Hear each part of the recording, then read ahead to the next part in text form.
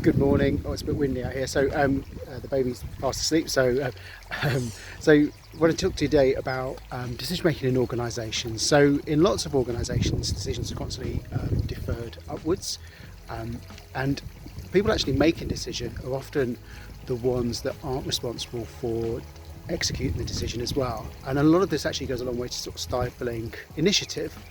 So this is a situation you find in lots of organisations around the UK and beyond, and a lot of it's understandable why we have sort of safeguards and checks and balances in place to make sure that unnecessary mistakes aren't made, or there's not too much risk taken.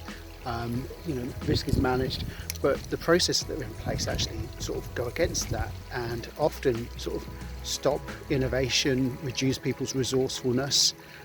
They slow things down considerably, and so a lot of organisations are actually starting to adopt something called the advice process. So the advice process is actually really simple, so I'll just take you through it really quickly, and you'll see lots of really good examples given by people like Corporate Rebels or the Ready. So the idea behind it is that if you're proposing an idea, or if you want to make a decision, then you have to go and consult with people either A, going to be impacted by it, or B, have some kind of perspective or knowledge or know-how about it that could enhance the quality of the solution. So there's some basic principles behind it. So number one is that the person has to actively listen and consider those things. The people actually giving the advice have to help. So sometimes when you hear a proposal and you disagree with it, you want to sort of torpedo it, but it's your responsibility to actually help develop that solution so it is workable. And the principle behind it is that we develop workable solutions rather than sort of striving for perfection, which kind of works, it's a really different way of working, and it encourages speed, and we're learning much quicker.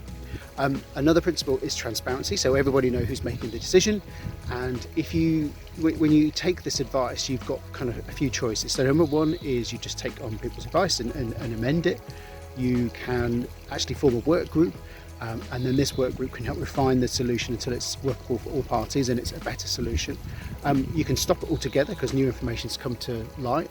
Or if you think that your information is better placed than what you're hearing, you can go ahead, but you have to explain the rationale as to why you're not going ahead with taking their advice on board.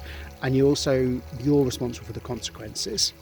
The final part of it is the importance of feedback. So retrospectives take place to make sure that we're sort of measuring the outcomes and the outputs from our decisions, and people then are therefore aware of how to improve their decision making moving forwards as well. So as I said, loads of organisations are doing it. If you've applied it in your organisation, I'd be really interested to hear your experiences of it, and any tips or tactics you would encourage organisations to do it. Or if you feel that it wouldn't work in your organisation, what might be the cultural challenges that get in the way.